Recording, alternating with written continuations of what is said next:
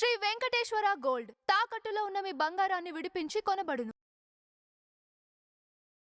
జగన్మోహన్ రెడ్డి గారికి సపోర్ట్ చేసే అత్యంత ఆప్తుల్లో మాజీ ఎంపీ ఉండవల్లి అరుణ్ కుమార్ గారు కూడా రీసెంట్ గా ఒక ఇంటర్వ్యూలో మాట్లాడుతూ జగన్మోహన్ రెడ్డి గారు చేసిన తప్పుల్లో మొదటిది ముఖ్యంగా చంద్రబాబు నాయుడుని అరెస్ట్ చేయడం. ఆ అరెస్ట్ వల్లే పవన్ కళ్యాణ్ చంద్రబాబు నాయుడు ఇద్దరు ఏకమయ్యారు.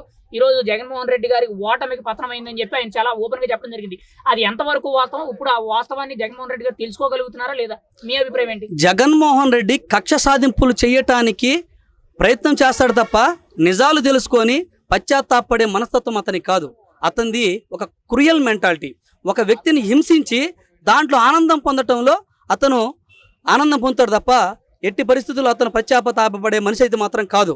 ఇంకొకటి గొప్పగా అరుణ్ కుమార్ చెప్పినా ఇంకొక వ్యక్తి చెప్పినా కానీ చంద్రబాబు నాయుడు అరెస్టు చేసే విషయం కూడా ఒక అంశం అయితే, లోకేష్ గారు ఈ రాష్ట్ర అభివృద్ధి కోసం తన శ్రమను భుజాలపైన వేసుకొని యువగలం పాదయాత్ర చేసి ఈ రాష్ట్ర అభివృద్ధిని ప్రజలకు అంకితం చేయాలని చెప్పేసి అని కంకణం కట్టుకొని చాలా ముందుకు తీసుకెళ్ళినటువంటి పరిస్థితి లోకేష్ గారిది. అంటే రాబోయే రోజుల్లో కూడా కూటమి విడిపోతుంది. కూటమి విడిపోతే మళ్ళీ మనమే అధికారంలోకి వస్తున్నాం. చంద్రబాబు నాయుడుకి పవన్ కళ్యాణ్కి గ్యాప్ వచ్చిందని అన్నారు. మీరేం చెప్తారు? వాళ్ళిద్దరి మధ్య సఖ్యత ఎలా ఉందంటారు?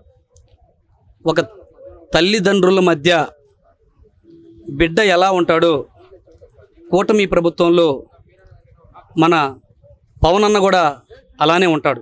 ఎందుకంటే పవన్ అన్నకు చాలా స్పష్టంగా చెప్పాడు, ఈ రాష్ట్ర అభివృద్ధి జరగాలి అంటే చంద్రబాబు నాయుడుతోనే సాధ్యమవుతుంది.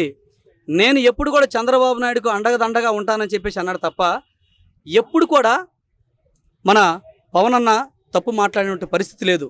కేవలము పవన్ కళ్యాణ్కి చంద్రబాబు నాయుడుకి స్విచ్చులు పెట్టడానికి ఈ జగన్మోహన్ రెడ్డి ఒక కొత్త పరిస్థితిని తీసుకొచ్చి, కొత్త ఒరవడిని తీసుకొచ్చి వాళ్ళిద్దరి మధ్య స్విచ్ పెట్టి రాజకీయం పబ్బం గడుపుకోవడానికి జగన్మోహన్ రెడ్డి చేస్తున్న ప్రయత్నమే తప్ప వారిద్దరి మధ్య ఎప్పుడు కూడా దూరం రాదు అని మేము గట్టిగా ప్రగాఢంగా నమ్ముతున్నాం. ఎందుకంటే ఈ రాష్ట్ర అభివృద్ధి కోసం పవన్ కళ్యాణ్ కంకణం కట్టుకున్నాడు కాబట్టి. అంటే పొత్తు అనేదానికి కీలకంగా పవన్ కళ్యాణ్ మారారా అంటారా? ఈరోజు పొత్తు నిలబడడానికి ప్రధాన కారణం అంటారా? పొత్తు నిలబడటానికి బలమైనటువంటి కారకుడు కూడా పవన్ అన్నే. పవన్ అన్న చాలా గట్టి ప్రయత్నం చేశాడు. అది ఈ రాష్ట్రంలో ప్రతి ఒక్క యువత అభివృద్ధి చెందాలి, ఆర్థికంగా కావచ్చు, సామాజికంగా కావచ్చు అని చెప్పేసి అతని పట్టుదలతోటి ఈరోజు ఒక దుర్మార్గుడి చేతిలో రాష్ట్రం నాశనం అయిపోయింది. మరొక 5 సంవత్సరాలు కానీ పొరపాటున కానీ వస్తే ఏమైపోద్దని చెప్పేసి ఇచ్చేశారు. రాష్ట్ర ప్రజలు చాలా సఖ్యతగా చాలా గమనించేశారు. జగన్మోహన్ రెడ్డి నవరత్నాలను పెట్టిన క్రమంలో మద్యపాన నిషేధం చేయలేకపోయాడు, సిపిఎస్ రద్దు చేయలేకపోయాడు. అదేవిధంగా రకరకాల ఈక్వేషన్స్లో సన్నబియ్యం ఇస్తా అన్నాడు.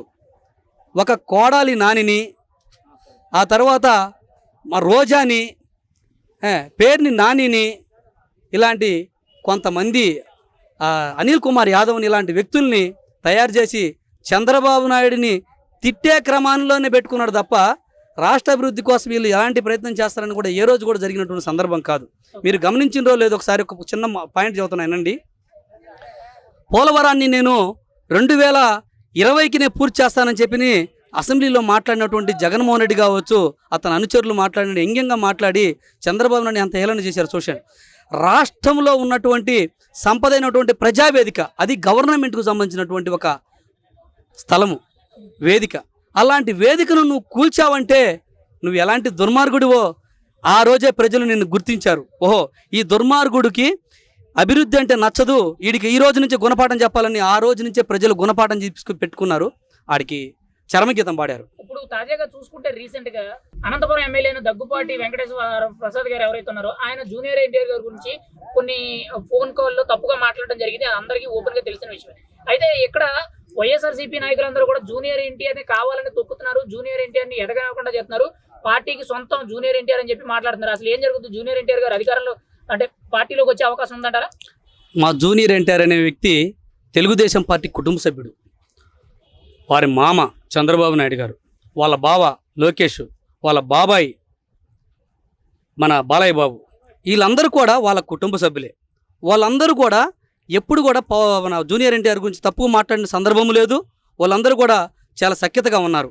ఎవరో ఒక వ్యక్తి ఏదో తప్పు మాట్లాడారని చెప్పేసి అని అందరూ అంటున్న క్రమంలో అతను చాలా సంజాయిషి చెప్పాడు. ఏమని చెప్పాడంటే, నేను అనలేదు, అవన్నీ కూడా కాయించారు, అది ఆ విధంగా తప్పుడు రికార్డులు చేసి నన్ను ఇబ్బంది పెట్టడానికి కూటమి ప్రభుత్వం దుమ్మెత్తిపోవడానికి అతని యొక్క సంబంధించినటువంటి ఫ్యాన్స్ మా వైపు వస్తారనే ఉద్దేశంతో చేసే తప్ప జూనియర్ ఎన్టీఆర్ అంటే తెలుగుదేశం పార్టీకి ఎప్పుడు అభిమానమే. తెలుగుదేశం పార్టీ అంటే కూడా వాళ్ళ తాతగారు పెట్టిన పార్టీ కాబట్టి జూనియర్ ఎన్టీఆర్ కూడా అంతే అభిమానం ఉంది. కాకపోతే సినీ ఫీల్డ్లో కొంత బిజీగా ఉండటం వల్ల అతను పార్టీలో చురుగ్గా పాల్గొనలేకపోతుండు. ఏ సమయమైనా ఏ సందర్భమైనా వాళ్ళ బావగారు అయినటువంటి లోకేష్ గారికి అండగా ఉంటాడు, వాళ్ళ బావగారితోనే కలిసి ఉంటాడు తప్ప ఇలాంటి తప్పుడు వ్యవహారాలు తప్పుడు మాటలు మాట్లాడిన వ్యక్తులకు ఎప్పుడైనా సరే గుణపాఠం చెప్పే పరిస్థితి జూనియర్ ఎన్టీఆర్ ఖచ్చితంగా తీసుకుంటాడు.